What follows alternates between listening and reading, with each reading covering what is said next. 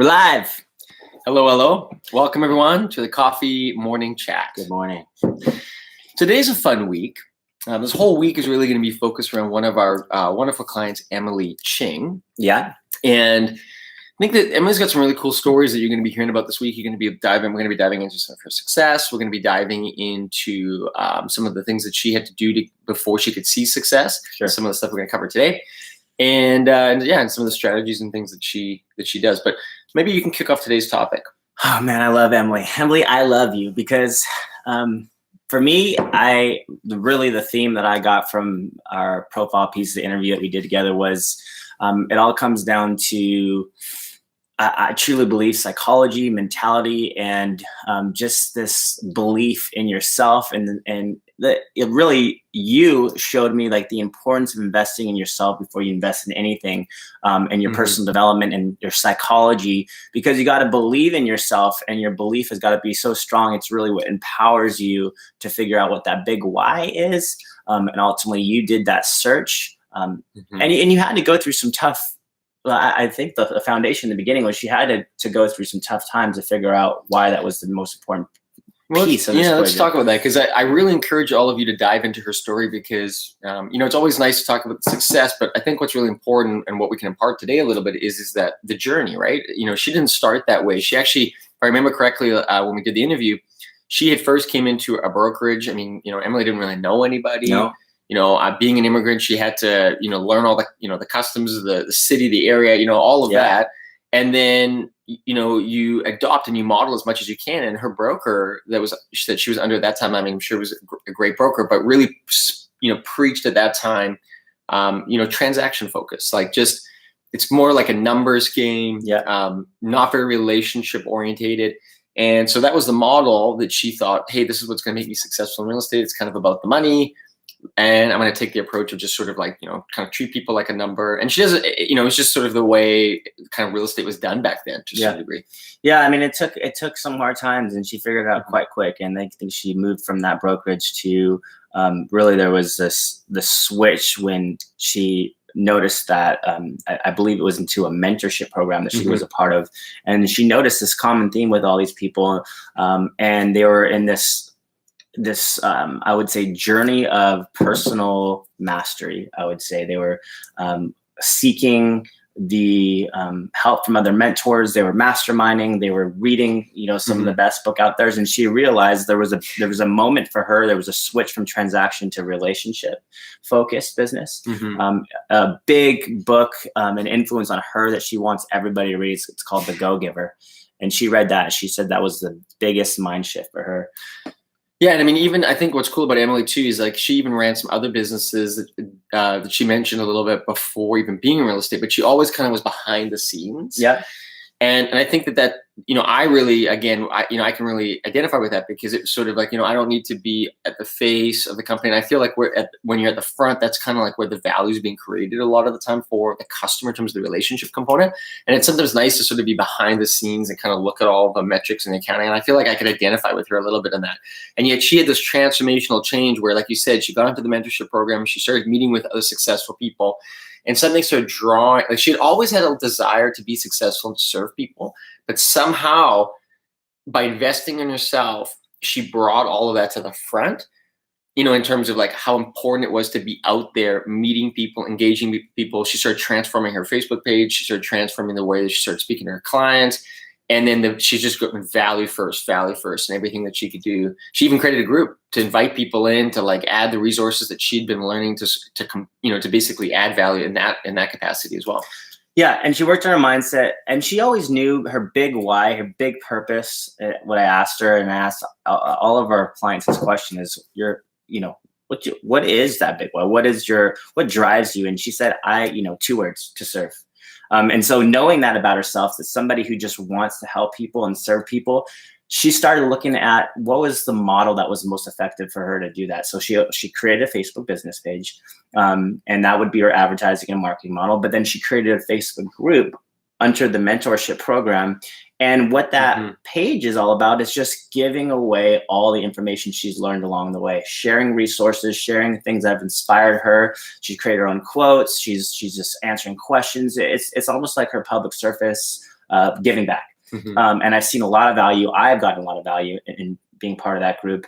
And she's using now tools and resources to allow her to serve best, and for people to get to know her, to meet her. And a lot of her greatest successes, even with StreetText, have been because she is coming from a place of, I'm not looking to get your business, even though she knows she can help them. She just wants to serve them, give them much value as possible. And because she does that consistently, it just seems to come back to her. It's one of those things, I believe, like, it's, if you give, you will receive.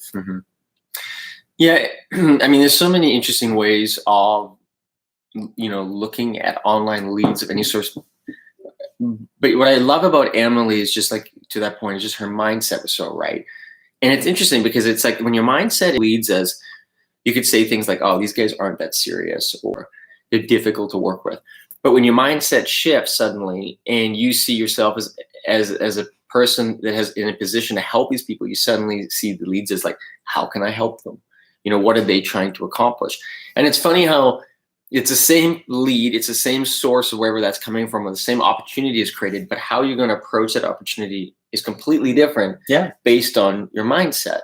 And she really did the hard work of working on her mindset, like you said, and that Go Giver sounds like, I mean, I definitely got to read that book. I haven't read that one yet. Once that was correct, I mean, everything just started coming into place.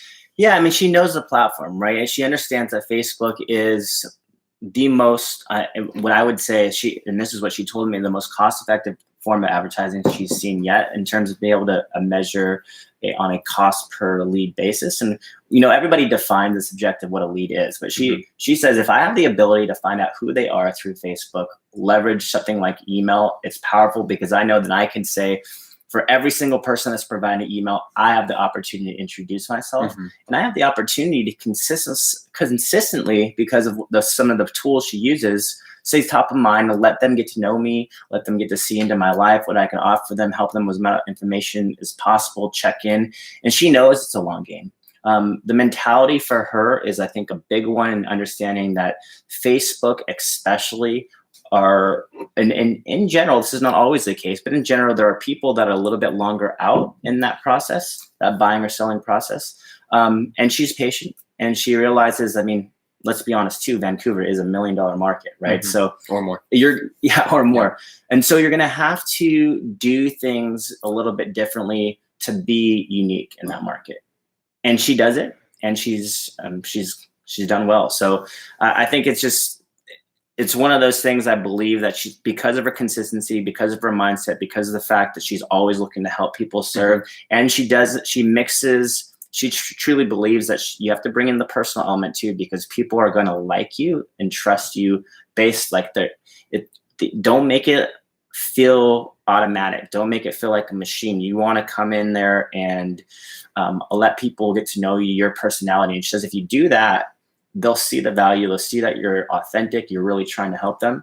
And in time, they just come. I can't remember exactly how she said it, but I even like the way it's, and I'm sure we'll cover it in one of the pieces on her this week as well, where she also knew that she can get business by providing, especially on the home sale leads, false sort of expectations around the home value. But she said, ultimately, they're going to find out that I was wrong, right? So she's so focused, I think, on providing the right value, really trying to help the customer. And I just love that about her, Integrity. Yeah, integrity. I think that's the key. She doesn't, there's so many people in this industry that will manipulate, use cutthroat practices, all because they're looking for the transactions. And she knows, if she comes from truth, if she comes from integrity, it's just a matter of time for people to see that, like, she's really there to help them and serve them. And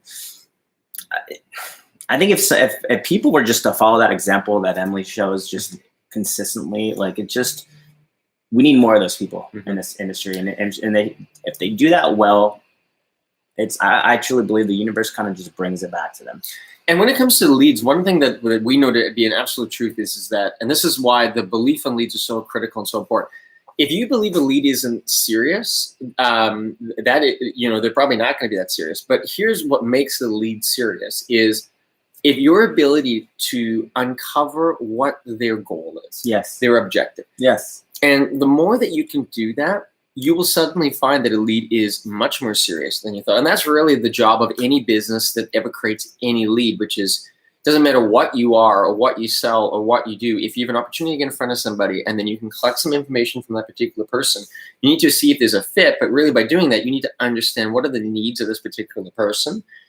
And as soon as you can understand the needs of this particular person, it's amazing how things start to just fall into place. And I think that that's, when Emily saw that, I mean, even one of those deals that she converted, she just kept updating this lead about their home value, and suddenly they got back to her, asked her some questions, back and forth. She understood what they were trying to do, and then boom, suddenly she's got a transaction. Yes, I mean, so you continue to press in, provide value, but you're also uncovering what their motivation is, uncovering and asking questions. I mean, you got to look at like humanizing the process. When you start looking at lead generation specifically on the beginning as a transaction focus, you have these false expectations that lead's supposed to just come to you and say, hey, list my home. But a lot of the time, I think the biggest obstacle I see is helping people shift from understanding that on the opposite end, you got to, step in their shoes, step into the lead shoes, help yourself understand that if you were on the opposite, let's say you were on Facebook, that's a great way you of saw looking the at ad, you clicked on something, and at the moment you were just curious, maybe you're curious to see what you could sell your home for in this market. You want to know what your home was worth. What would you want to be asked if you were? I mean, and I think that is the key. Is would you expect something just to come at you? Would you? What if someone presented a video and asked you some questions, and you're like, well, I never thought of that. All of a sudden it'd be a different approach. So you have to look at, how do you humanize this process? How do you look at it from, how would you want to be approached? Would you respond to the email you sent? Would you respond to the text message? Would you respond to the phone call and so I think the key is stepping back from the realtor's shoes and stepping into the lead shoes, and ask yourself, how much of that trust would need to be built before you started working with that person. Totally. So I really encourage everyone here to check out Emily's pieces this week. She's got we're gonna have some great content coming out, and she's got an amazing story. And yeah, so feel free to comment below. We can send you some of that stuff early so you have a head start on it before anybody else. And yeah, otherwise, thanks so much for tuning in and joining us on this morning. Until tomorrow. Cheers.